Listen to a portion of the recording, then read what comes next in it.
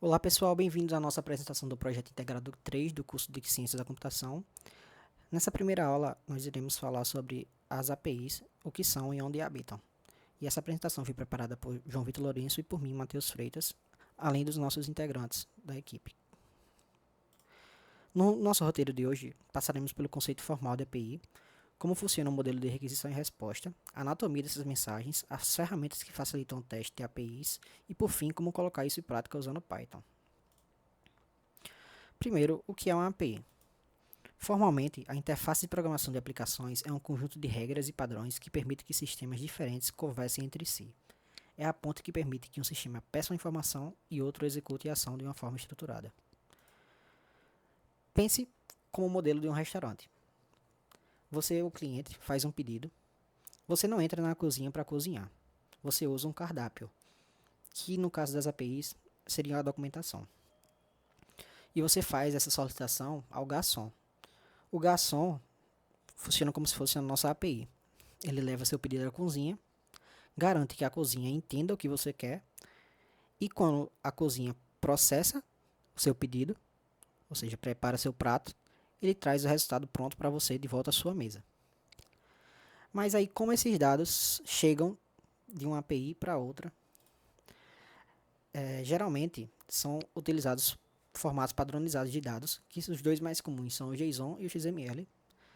Aqui a gente tem um exemplo prático do JSON e XML. O JSON na esquerda é um modelo de dado mais moderno, um pouco mais utilizado, e à direita o XML é um modelo que usa tags como se fosse um HTML.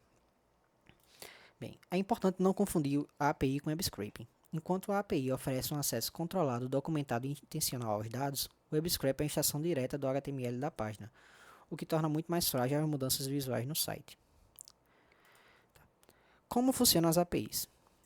A API ela mora em uma URL, que é como se fosse um endereço.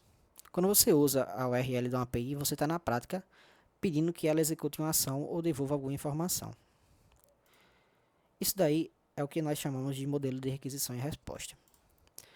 Você manda uma requisição para o servidor e ele devolve uma resposta estruturada. Uma requisição bem feita precisa seguir uma receita. Ela contém um método, cabeçalhos e um corpo que muitas vezes são usados para enviar dados do requisidor para a API, como nas solicitações de post e put. Bem, pense nos passos anteriores como montar um bolo. Há camadas em uma ordem a seguir. Se você trocar as camadas de lugar ou esquecer alguma coisa, o resultado não sai como esperado, né? Para a resposta também não é muito diferente. Ela segue uma estrutura análoga da requisição.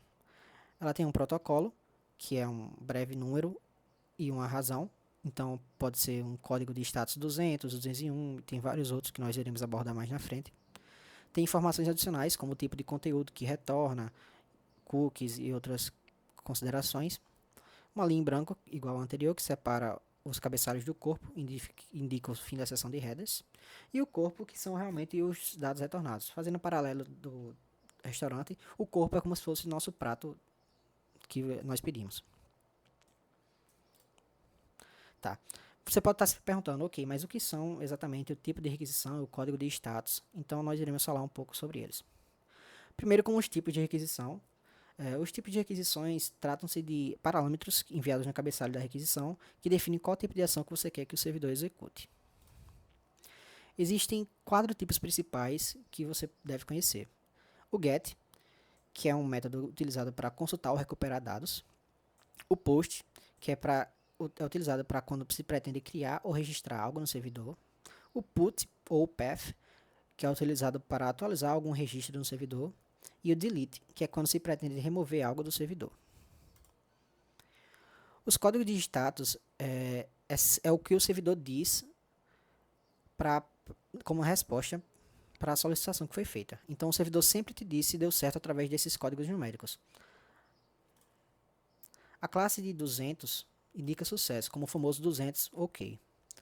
A classe dos 400 indica erro de cliente, como o 404 not found, ou 400 request, ou bad request, ou 401 unauthorized.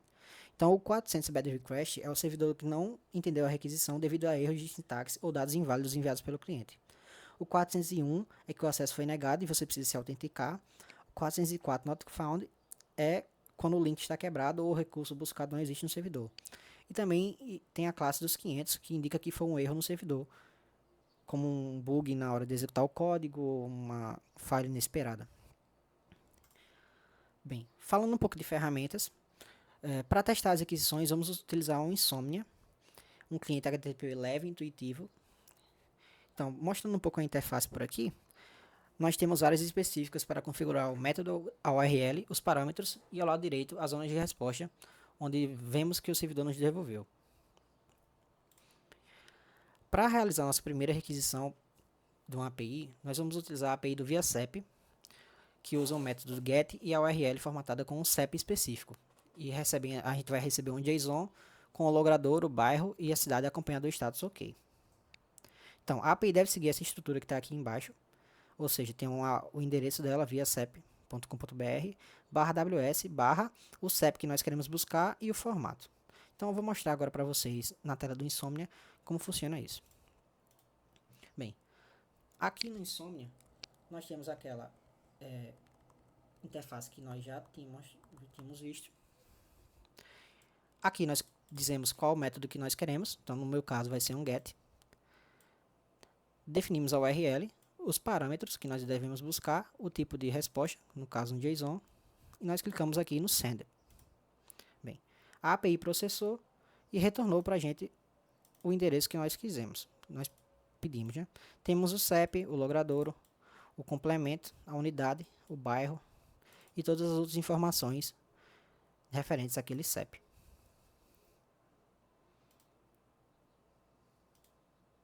Bem, voltando para a nossa apresentação, aqui é mostrando de novo como funciona o Insomnia. Temos a URL, o código de status da resposta e o corpo da resposta. Bem, nós podemos fazer esse mesmo processo em Python ou em qualquer outra linguagem de programação.